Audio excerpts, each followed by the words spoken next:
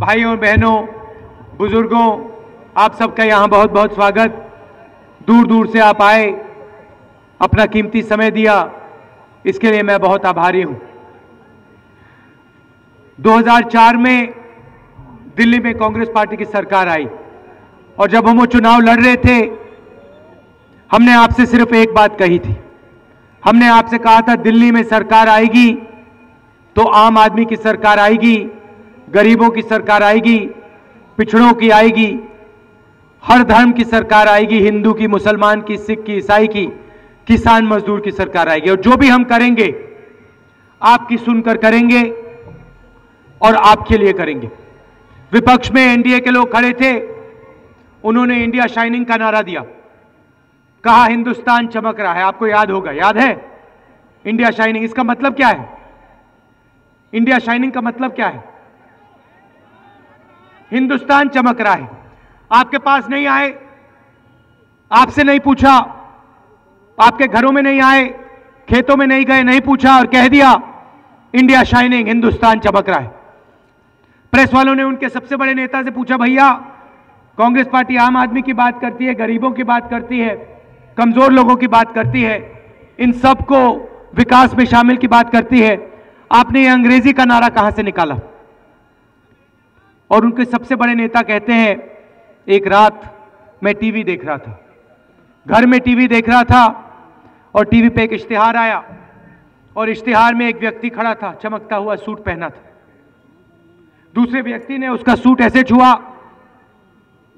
और कहता है इंडिया शाइनिंग, हिंदुस्तान चमक रहा है, और टीवी से नारा इन्होंने ले लिया। आपके पास नहीं आए, आपसे एक बार नहीं पूछा भैया आपका हिंदुस्तान चमक रहा है या नहीं, कह दिया। 2004 में मशीनें खुली, कांग्रेस पार्टी की सरकार बनी। हमने पहला काम क्या किया? टीवी नहीं देखा, नारा नहीं चलाया, आपके पास आए, आपसे पूछा भैया बताइए क्या करा जा सकता है। और आपने हमें बताया, देखिए गांव में रोजगार नहीं पहुंचता, शहरों में पहुंच जाता है, हमें जाना पड़ता है, दूर दूर जाना पड़ता है रोजगार ढूंढने, आप गांव में रोजगार पहुंचाइए। मनरेगा पैदा हुआ, आपकी सोच थी 100 दिन का रोजगार, 120 रुपए प्रतिदिन, 12,000 रुपए हर गरीब व्यक्ति को हमने गारंटी करके रोजगार दिलवाया। आपने कहा, हमने किया। मायावती जी खड़ी होती हैं, कहती हैं रोजगार योजना से किसी को फायदा नहीं होगा। बीजेपी के लोग, इंडिया शाइनिंग वाले लोग, चमकते हुए हिंदुस्तान वाले लोग कहते हैं, पार्लियामेंट पे कहते हैं, हमसे पूछते हैं भैया पैसा कहां से आएगा? मैं उनसे पूछना चाहता हूं पैसा आया कहां से? अगर हिंदुस्तान में प्रगति हुई है, राजनेता नहीं लाए, आम आदमी लाया है, किसान लाया है, मजदूर लाया है, आप युवा जो खड़े हुए हो वो प्रगति लाया है। अगर किसी का पैसा है तो आपका पैसा है, अगर किसी के पास जाना चाहिए तो आपके पास जाना चाहिए। फिर आए हम आपके पास, किसानों के पास आए और किसानों से पूछा भैया बताओ आपकी सरकार है दिल्ली में, क्या करें? और आपने बताया देखिए बैंक के दरवाजे बंद हैं, हम जाते हैं बैंक में लोन लेने, हमें भगा दिया जाता है, अमीर लोग जाते हैं, बड़े लोग जाते हैं, मैनेजर चिपट जाते हैं उनके ऊपर, 4-4, 5-5 मैनेजर बैठ जाते हैं, लाल कालीन लग जाता है। हमारे लिए आप बैंक के दरवाजे खोलिए। 60,000 करोड़ रुपए कर्जा माफ किया हर किसान के लिए। हमने ये नहीं कहा भैया, हमने ये नहीं कहा भाई किसी एक जात को मिलेगा या किसी एक धर्म को मिलेगा। हमने कहा अगर आप हिंदुस्तानी हो, किसान हो, कर्जा माफ होगा। फिर आए आपके पास और आपसे पूछा भैया आप बताओ और क्या कर सकते हैं? महिलाओं ने हमें कहा कि देखिए पूरा दिन काम करते हैं, घर में आधी रोटी मिलती है, हिंदुस्तान में प्रगति हुई है, पूरी रोटी दीजिए। पार्लियामेंट में हमने बिल रखा है भोजन का अधिकार, 35 किलो अनाज हर परिवार को गारंटी करके हम देने वाले हैं। और बीजेपी के लोग, समाजवादी के लोग पार्लियामेंट में क्या पूछते हैं? कहते हैं, पार्लियामेंट में खड़े कहते हैं भैया पैसा कहां से आएगा? हम दिखा देंगे पैसा कहां से आएगा, आप एक काम करो पैसा जनता तक पहुंचाओ। उत्तर प्रदेश में 22 साल से सरकारें आई, समाजवादी, बीएसपी, बीजेपी, आप खुश हो उनसे? आपको मजा आया? वायदे शुरू हो जाते हैं, चुनाव के पहले वायदे करते हैं। भैया मुलायम सिंह यादव जी आए, कहते हैं मैं बिजली दूंगा सबको मुफ्त में। 3 बार मुख्यमंत्री थे 2007 से पहले। मैं अमेठी में पार्लियामेंट का मेंबर था। अमेठी के लोग बिल दिखाते थे मुझे, ऐसे कहते थे भैया मुफ्त में बिल आया है, मुफ्त में बिल आया है, बिजली नहीं आई। और अब मुलायम सिंह यादव जी कहते हैं मैं मुफ्त में बिजली दूंगा। 22 साल से एक कारखाना नहीं बना यूपी में बिजली का। कहां से आएगी बिजली? आसमान से टपकेगी क्या बिजली? नहीं। मगर आएंगे, कहेंगे भैया हम बिजली देंगे। बुंदेलखंड चले गए, वहां कह रहे हैं हम उसको, बुंदेलखंड को इजराइल में बदल देंगे। बुंदेलखंड में सूखा पड़ा, पलायन हो रही थी, महिलाएं रो रही थी, तब आप कहां थे? जब आप चीफ मिनिस्टर थे, बुंदेलखंड को जब आपकी जरूरत थी, तब आप कहां थे? तब नहीं दिखाई दिए, लोगों के घर नहीं दिखे, लोगों के साथ खाना नहीं खाया, कुएं का पानी नहीं पिया, मगर विकास की बात करते हैं, कहते हैं हम बदल देंगे। कैसे बदलेंगे? जानकारी आप में है, ज्ञान आप में है, समझ आप में है। खेती की बात समझनी, खेती के बारे में बात समझनी है, जाओ किसी किसान से बात कर लो, समझा देगा। सड़क के बारे में समझना चाहते हो, किसी मजदूर से जाके पूछ लो, समझा देगा। मगर आपके नेता नहीं जाना चाहते, बड़ी बड़ी दीवारें खड़ी कर देते। चीफ मिनिस्टर बनते, दीवारें खड़े हो जाती हैं। और फिर चुनाव से 3 महीने पहले कहते भैया वायदा करूंगा, ये करूंगा, वो करूंगा। 22 साल वायदे किए, कुछ मिला आपको? यहां मुसलमान भाई खड़े हैं, मैं आपको पूछना चाहता हूं। मुलायम सिंह यादव जी कहते हैं मैं मुसलमानों का नेता हूं। मुझे बताओ 22 सालों में उन्होंने आपके लिए क्या किया? नहीं, कुछ तो किया होगा। मुसलमान के नेता हैं, क्या किया उन्होंने? कुछ तो किया होगा। मायावती जी ने कुछ किया? मैं आपको बताता हूं कांग्रेस पार्टी ने क्या किया। 2004 में आपने हमें समर्थन दिया, सच्चर कमीशन बैठाया। पहली बार सच्चर ने कहा कि मुसलमान भाई, अल्पसंख्यक भाई विकास में शामिल नहीं हुए।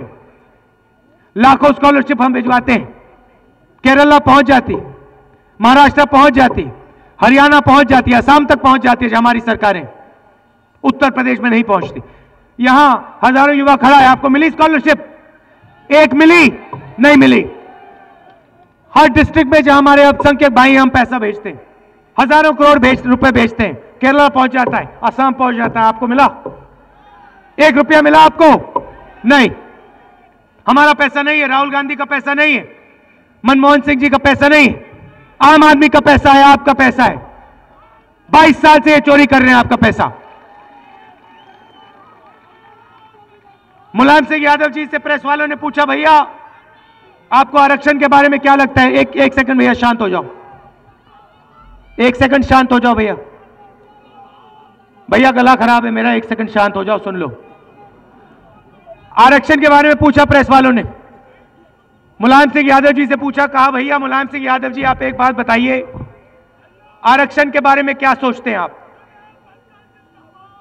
आरक्षण के बारे में आप क्या सोचते हैं? भैया 1 सेकंड शांत हो जाओ, आप डिस्टर्ब कर रहे हो पूरी मीटिंग।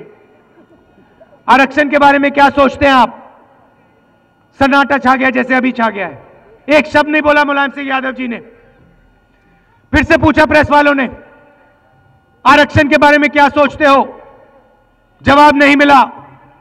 मनमोहन सिंह जी ने जब किया, मुलायम सिंह यादव जी खड़े होते हैं, कहते भैया अगर मैं होता मैं ज्यादा करता। मगर आप थे, 3 बार आप मुख्यमंत्री थे, तब क्यों नहीं किया? आप कहते हो कि आप अल्पसंख्यकों के नेता हो, तब क्यों नहीं किया आपने? केरला की सरकार ने किया, केरला की सरकार ने किया, आंध्र की सरकार ने किया, कर्नाटक की सरकार ने किया, हमारी सरकारों ने किया, आपने क्यों नहीं किया? मायावती जी कहती है मैंने चिट्ठी लिख दी, आप चीफ मिनिस्टर हैं, चिट्ठी लिखने की क्या जरूरत है, आप करिए यहां पे। मगर नहीं करेंगे, नियत साफ नहीं। देखिए जिसकी नियत साफ होती है उसको वायदों की जरूरत नहीं होती। मैं यहां वायदे करने नहीं आया हूं, मुझे वायदों की जरूरत नहीं है, मैं काम करके दिखाता हूं, मुझे वायदों की कोई जरूरत नहीं। मैं आपसे यहां वायदे करने नहीं आया हूं, वायदे सुनने चाहिए, मुलायम सिंह यादव जी की भाषणों में जाइए, मायावती जी के भाषणों में जाइए, बहुत वायदे हैं। बिजली के वायदे हैं, बेरोजगारी भत्ते के वायदे हैं, रोजगार के वायदे हैं, हम काम करते हैं। हम यहां उत्तर प्रदेश को बदलने आए हैं और एक बात कहेंगे आपसे, उत्तर प्रदेश को खड़ा होना है। खड़ा कौन करेगा? उत्तर प्रदेश का युवा, उत्तर प्रदेश का आम आदमी, उत्तर प्रदेश का नौजवान। आप जाते हो, महाराष्ट्र जाते हो, काम करते हो, हरियाणा जाते हो, काम करते हो, दिल्ली जाते हो, काम करते हो। आपका छुपा हुआ हाथ इन प्रदेशों को आगे बढ़ा रहा है। अब इस हाथ का यहां प्रयोग करो, उत्तर प्रदेश में प्रयोग करो, खड़ा करो इस प्रदेश को। आप में कोई कमी नहीं है, आपकी सरकारों में कमी है, आपके नेताओं में कमी है। मैं आपसे सिर्फ यह कहना चाहता हूं कि जब तक उत्तर प्रदेश खड़ा नहीं होगा, तब तक राहुल गांधी आपको गांव में दिखाई देगा, किसानों के साथ दिखाई देगा, मजदूरों के साथ दिखाई देगा और आपकी लड़ाई लड़ता दिखाई देगा। यहां बदलाव का समय आ गया है। 22 साल आपने बर्बाद किए, कभी किसी को, कभी हाथी को दिया, हाथी पैसा खा गया, साइकिल को साइकिल पंचर हुई। अब आप कांग्रेस पार्टी को वोट दीजिए, यहां युवा प्रत्याशी है, इसको जिताइए, लखनऊ में हमारी सरकार बनाइए और देखिए हम क्या करते हैं।